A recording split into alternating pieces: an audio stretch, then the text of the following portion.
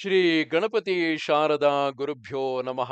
ಯತ್ರ ಯೋಗೇಶ್ವರ ಕೃಷ್ಣೋ ಯತ್ರ ಪಾರ್ಥೋ ಧನುರ್ಧರಃ ತತ್ರ ಶ್ರೀ ವಿಜಯ ಭೂತಿರ್ಧ್ರುವ ನೀತಿರ್ಮತಿರ್ಮಮ. ಶ್ರೋತೃಗಳಿಗೆ ಶ್ರೀ ಅಳಸಿಂಗರಾಚಾರ್ಯ ವಿರಚಿತ ಶ್ರೀ ವ್ಯಾಸ ಮಹರ್ಷಿ ಪ್ರಣೀತ ಶ್ರೀಮನ್ ಮಹಾಭಾರತದ ಶಾಂತಿ ಪರ್ವದಲ್ಲಿ ಭೀಷ್ಮನು ಧರ್ಮರಾಜನಿಗೆ ದುರ್ಗತಿಯನ್ನು ದಾಟತಕ್ಕ ಉಪಾಯವನ್ನು ತಿಳಿಸಿದುದು ಎಂಬ 110ನೆಯ ಅಧ್ಯಾಯಕ್ಕೆ ಸ್ವಾಗತ. ತಿರುಗಿ ಧರ್ಮರಾಜನು, ಓ ಪಿತಾಮಹ, ಪ್ರಾಣಿಗಳು ಬೇರೆ ಬೇರೆ ವಿಷಯಗಳಲ್ಲಿ ಬೇರೆ ಬೇರೆ ವಿಧವಾಗಿ ಪ್ರವರ್ತಿಸುವವು.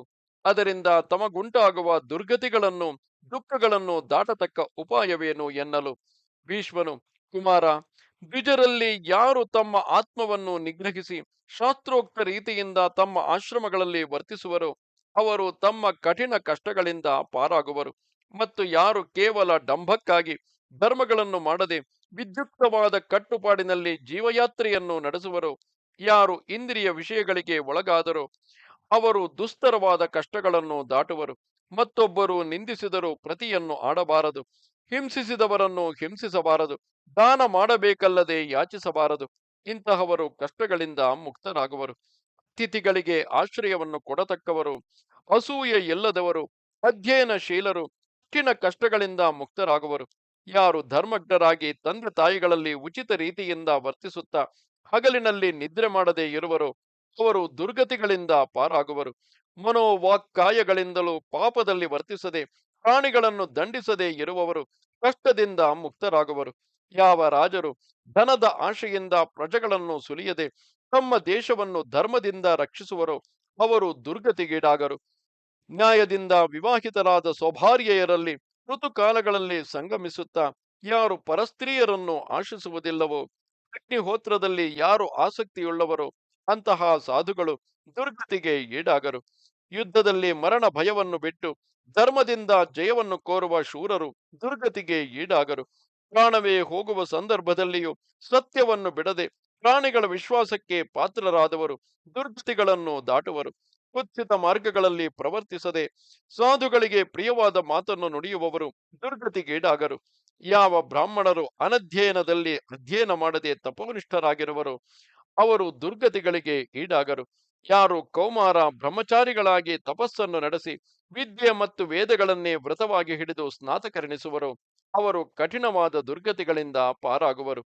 ರಜಸ್ತಮೋ ಗುಣಗಳನ್ನು ನಿಗ್ರಹಿಸಿ ಸತ್ವದಲ್ಲಿಯೇ ನೆಲೆಗೊಂಡಿರತಕ್ಕ ಮಹಾತ್ಮರು ದುರ್ಗತಿಗಳನ್ನು ದಾಟುವರು.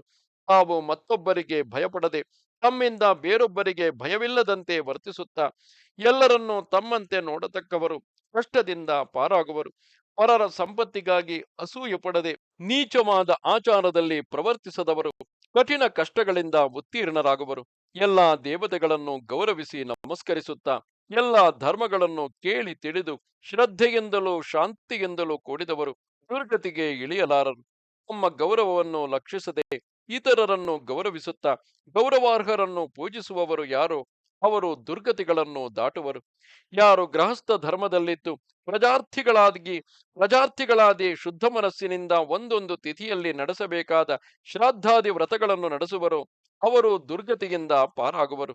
ಯಾರು ಕೋಪವನ್ನು ಅಡಗಿಸಬಲ್ಲರೋ ಮತ್ತು ಇತರರ ಕೋಪವನ್ನು ಶಾಂತಗೊಳಿಸುವರೋ, ಯಾರು ಭೃತ್ಯರ ವಿಷಯದಲ್ಲಿ ಕೋಪಿಸುವುದಿಲ್ಲವೋ ಅವರು ದುರ್ಗತಿಗಳನ್ನು ದಾಟುವರು. ಯಾರಲ್ಲಿ ಜೀವನ ಯಾತ್ರೆಗಾಗಿಯೇ ಭೋಜನವು, ಸಂತಾನಕ್ಕಾಗಿಯೇ ಸಂಭೋಗವು, ಸತ್ಯಕ್ಕಾಗಿಯೇ ಮಾತುಗಳು ಇರುವವು ಅವರು ದುರ್ಗತಿಗೆ ಈಡಾಗರು.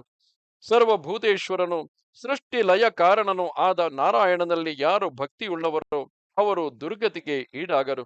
ರಾಜ, ಪುಂಡರೀಕಾಕ್ಷನು ಪೀತಾಂಬರಧಾರಿಯು ಮಹಾಭುಜನು ಆದ ಆ ಅಚ್ಯುತನೇ ಈಗ ನಿನಗೆ ಸುಹೃತ್ತು, ಸಹೋದರನು, ಮಿತ್ರನು, ಸಂಬಂಧಿಯೂ ಆಗಿರುವನು.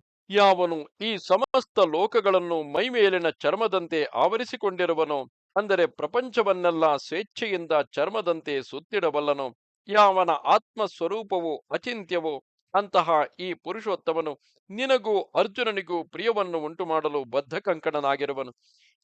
ಈ ಯದುಶ್ರೇಷ್ಠನೇ ಪರಮ ಪುರುಷನಾದ ಆ ನಾರಾಯಣನು. ಹೀಗೆ ಆ ಶ್ರೀಹರಿಯನ್ನು ಆಶ್ರಯಿಸಿದವರೆಲ್ಲರೂ ಸಮಸ್ತ ದುರ್ಗತಿಗಳನ್ನು ದಾಟುವರು. ಇದರಲ್ಲಿ ವಿಚಾರವೇ ಇಲ್ಲ. ಇವನಲ್ಲಿಯೇ ಸಮಸ್ತ ಕರ್ಮ ಫಲಗಳನ್ನು ಅರ್ಪಿಸಿದವರು ದುರ್ಗತಿಯನ್ನು ದಾಟುವರು. ಲೋಕ ರಕ್ಷಣಕ್ಕಾಗಿ ಕಶ್ಯಪನಿಂದ ಅದಿತಿಯಲ್ಲಿ ಜನಿಸಿದ ಈ ಉಪೇಂದ್ರನನ್ನು ನಮಸ್ಕರಿಸಿದವರು ದುರ್ಗತಿಗಳಿಂದ ಉದ್ಧತರಾಗುವರು. ತಾನೇ ಲೋಕಕರ್ತನಾದ ಬ್ರಹ್ಮನೆನಿಸಿ ಯಜ್ಞಾರಾಧ್ಯನಾಗಿ ಬ್ರಹ್ಮೇಂದ್ರ ಶಿವಾದಿ ಸಮಸ್ತ ದೇವತೆಗಳಿಗೂ ಆರಾಧ್ಯನಾದ ಆ ದೇವದೇವನನ್ನು ಯಾರು ನಮಸ್ಕರಿಸುವರೋ, ಯಾರು ಸ್ತುತಿಸುವರೋ, ಯಾರು ಅರ್ಚಿಸುವರೋ ಅವರೆಲ್ಲ ಕಷ್ಟಗಳಿಂದ ಪಾರಾಗುವರು. ದುರ್ಗತಿ ತಾರಕವಾದ ಈ ಶ್ಲೋಕಗಳನ್ನು ಕೇಳುವವರು, ಇತರರಿಗೆ ಹೇಳುವವರು, ಬ್ರಾಹ್ಮಣರ ಮುಂದೆ ಪಠಿಸುವವರು ದುರ್ಗತಿಗಳಿಂದ ಉದ್ಧತರಾಗುವರು. ಓ ಧರ್ಮರಾಜ, ಮನುಷ್ಯನು ಇಹಪರಗಳೆರಡರಲ್ಲಿಯೂ ದುರ್ಗತಿಗಳಿಂದ ಉದ್ಧತನಾಗಲು ಮಾಡಬೇಕಾದ ಕಾರ್ಯಗಳಲ್ಲಿ ಮುಖ್ಯವಾದ ಕೆಲವನ್ನು ಈಗ ನಾನು ತಿಳಿಸಿರುವೆನು ಎಂದನು. ಇದು 110ನೆಯ ಅಧ್ಯಾಯವು. ನಮಸ್ತೆ ಶಾರದೆ ದೇವಿ, ಕಾಶ್ಮೀರ ಪುರವಾಸಿನಿ, ತ್ವಾಮಹಂ ಪ್ರಾರ್ಥೆಯೇ ನಿತ್ಯಂ, ವಿದ್ಯಾದಾನಂಚ ದೇಹಿಮೆ. ನಮಸ್ಕಾರ.